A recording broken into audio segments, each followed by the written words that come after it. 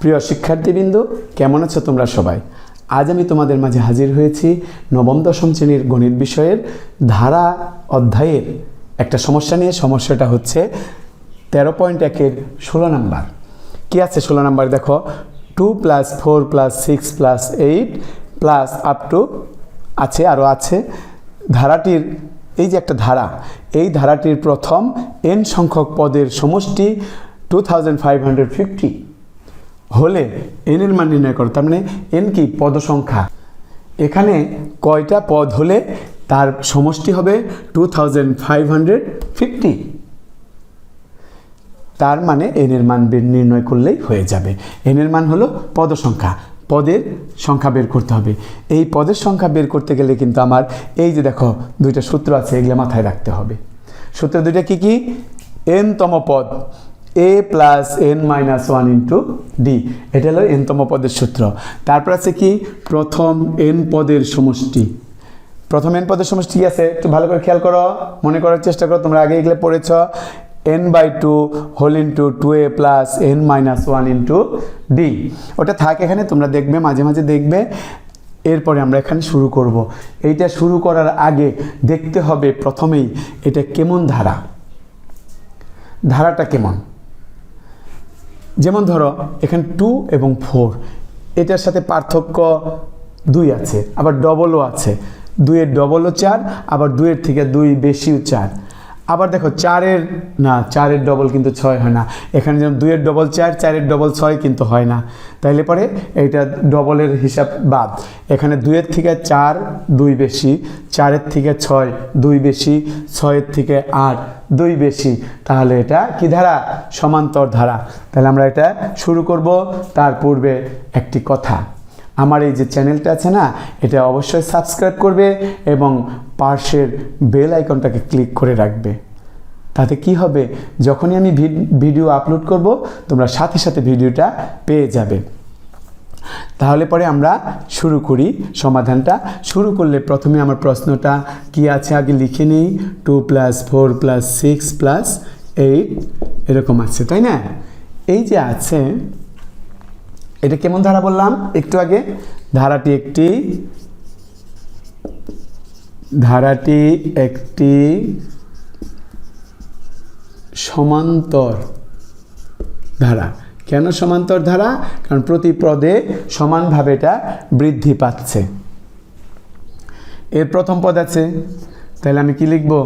যার প্রথম পদ a = 2। এই ধারাটার প্রথম পদ হচ্ছে, দেখো এই যে 2, তাকে আমরা a দ্বারা প্রকাশ করি। তাহলে প্রথম পদ a = হচ্ছে 2। এরপরে কি আছে? সাধারণ অন্তর। সাধারণ অন্তর আমরা প্রকাশ করি d দিয়ে, তাই তো? d দিয়ে যখন আমরা প্রকাশ করি তখন এটা কিভাবে বের করি? সাধারণ অন্তর যে কোনো দুইটা পদের পার্থক্য, তাই তো? পাশাপাশি দুইটা পদের পার্থক্য, পাশাপাশি দুইটা। যেমন 8 থেকে 6 বাদ দিলে পরে 2 থাকে, 6 থেকে 4 বাদ দিলে 2 থাকে, 4 থেকে 2 বাদ দিলে 2 থাকে। তার মানে প্রত্যেকটা একই হবে, যেহেতু সাধারণ অন্তর একই রকম হচ্ছে দেখেই তো এটা সমান্তর ধারা, তাই না? তাহলে পরে আমরা কি করব?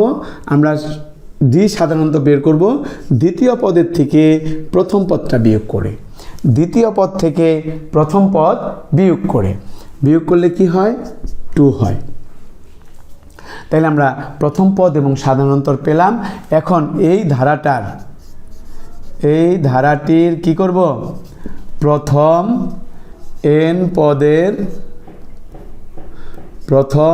n পদের সমষ্টি বের করব। সমষ্টি আমরা কত বের করব? দেখো সূত্র দিয়ে বের করব, তাই না? সূত্রটা কি আছে? এই যে প্রথম n পদের সমষ্টি আছে কি? n/2 2a + n - 1 * d, তাই তো? তাইলে আমরা লিখব কি? n/2 whole into 2a + n - 1 * d। এইটা হলো প্রথম n পদের সমষ্টি সূত্র। এখন তুমি মান বসিয়ে দাও। n এর কিন্তু মান নাই আমাদের, তাই না?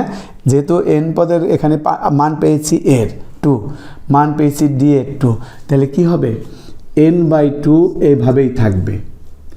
আছে 2a, তাহলে 2 ইন্টু এর মান 2, এই যে 2 প্লাস n এর কোনো মান নেই, এখানে d এর মান আছে 2।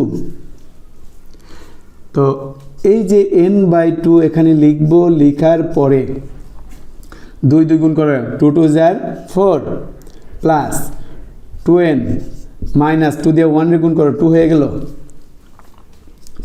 n/2। এই 2nটা সামনে লিখলাম, এই দুইটা বিয়োগ হবে প্লাসের 2 n/2 আমি 2 কমন নিয়ে নিলাম, n + 1 2 2 কেটে দিলাম, n × n + 1। এটা কি বেরোলো? এখানে তাহলে আমরা কি পেয়ে গেলাম? ধারাটির প্রথম n পদের সমষ্টি n × n + 1, তাই তো পেয়েছি। তাহলে এই যে n পদের সমষ্টি, প্রশ্নেও কিন্তু দেওয়া আছে প্রথম n সংখ্যক পদের সমষ্টি 2550। এখানে আমরা বের করছি যা এখানে দেওয়া আছে তাই। তাহলে এই যে 2550 আর n × n + 1 দুইটা এক হবে না? এই যে এক যদি হয় তাহলে দুইটাকে আমরা সমান বলবো। সমান বললে কি হবে? কিভাবে সমান বললাম? প্রশ্নের সাথে মিলিয়ে। তাহলে এটা বলবো আমরা প্রশ্ন মতে। আমি একটু মুছে তারপর লিখি, তাই না? এখান থেকে লিখি, দেখো কি লিখবো? প্রশ্ন মতে লিখবো।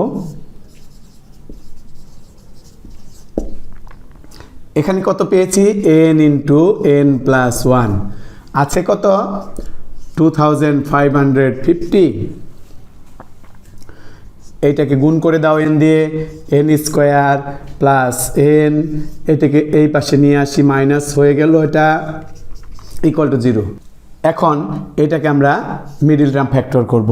কিভাবে? এইটাকে ভাঙাবো, দুইটা পদ বের করব, দুইটা রাশি বের করব, সংখ্যা বের করব। সেই সংখ্যা দুইটা যেন বিয়োগ করলে এখানে 1 আছে, 1 মিলে। আমরা কিভাবে করব দেখো, এখানে দেখিয়ে দিচ্ছি। এখানে 1 × 2550, 2 দিয়ে দিলে কত হয়? 1275। 3 দিয়ে 3 × 8 = 24, 3 × 5 = 15, 850। 4 দেওয়া যায় না, 5 দেওয়া যায়। 5 দিয়ে গেলে কত হয়? 510। 6 দিয়ে এটা যায়, 6 দিয়ে দেখি যায় কিনা। 4 × 6 = 24, 25 15, 6 × 2 = 12, 13 14 15 30, 5 6 30। 7 দিয়ে যায় না, 8 দিয়ে যায় না, 9 দিয়ে যায় না, 10 দিয়ে যায়। 10 দিয়ে গেলে কত হয়? 255। 10 তারপরে 15 দিয়ে যায় কত? 15 কে 15 10, 7 15 105, 0 170। ঠিক এইভাবে কত দিয়ে একবারে দিয়ে দেখো, একটু খেয়াল করো, কিছু দূর করলে পরেই আমার মনে হয় এটা 50 দিয়ে যায়। 50 দিয়ে গেলে এখানে 51। তাহলে 50 এবং 51 এই দুইটা গুণ করলে হয় এইটা, আবার বিয়োগ করলে 1 হয়ে যায়। তাহলে ওই দুইটা দিয়ে আমরা ভাঙাবো। n² plus 51n minus 50n minus যে সংখ্যাটা ছিল সেটা লিখে দিলাম। এখন তুমি কমন নিয়ে নাও, এখান থেকে কমন যায় n, n + 51 থাকে। এই যে n² থেকে n গেলে n থাকে, এখান থেকে 51 থাকে, মাইনাস এই দুইটা থেকে আমরা 50 কমন নিলাম, n থাকে প্লাস, ভাগ করলে 51 থাকে। দেখো দুই পাশে মিলে গেছে, তাই না? এই যে দুইটা মিলে গেছে, আমরা এখন n + 51 এইটা কমন নিয়ে নেব। এইটা কমন নিলে পরে এখানে কি থাকে সেটা, আর এখানে কি থাকে সেটা দুইটা একই ব্র্যাকেটে লিখে দিতে হবে। এখানে n থাকে, এখানে 50 থাকে। এরপরে আমরা কি করব? আমরা n + 51, দেখো একটু খেয়াল করো, এখানে দুইটা রাশির গুণফল হয়েছে 0, তাই না? দুইটা রাশির গুণফল যখন 0 হয় তখন কিন্তু আমরা একটা নিয়ম জানি যে কমপক্ষে একটা 0 হতে হবে, নাহলে গুণফল 0 হইতো না। তাহলে এই দুইটার যে কোনো একটা 0 হবে। তোমরা কি বলতে পারবে এখানে কোনটা 0 হবে? বলা যায় না। এই জন্য আমরা কি করব? এটাও 0 হতে পারে অথবা এটাও 0 হতে পারে, আমরা এইভাবে লিখব। তাহলে দুইটা পার্ট হয়ে গেল, এইটা 0 হতে পারে অথবা এইটা 0 হতে পারে। এইটা যদি 0 হয় তখন আমি n = পেয়ে যাই -51, আর ওইটা যখন 0 হবে তখন n = পেয়ে যায় কি 50। n এর দুইটা মান আমরা পেয়ে গেলাম, তাই না? এই যে n এর দুইটা মান পেয়ে গেলাম, n তো পদ সংখ্যা ছিল, পদ। এই ধারাটার মধ্যে কয়টা পদ আছে সেটা গণে গণে বের করছি আমরা, তাই না? গণনা করে বের করছি। গণনা করতে গেলে কি মাইনাস সংখ্যা দিয়ে হয় না, ঋণাত্মক মান গণনাকারী সংখ্যার মধ্যে নেই। সো এই মানটা আমরা নিতে পারবো না। লিখব কি, কিন্তু পদ সংখ্যায় ঋণাত্মক মান গ্রহণযোগ্য নহে। পদ সংখ্যায় মানে যে পদ সংখ্যাটা আমরা বের করতেছি সেই পদ সংখ্যায় কোনো ঋণাত্মক মান গ্রহণ করা যায় না। সো আমাদের n = কোনটা গ্রহণ করা যাবে? n = গ্রহণ করা যাবে 50।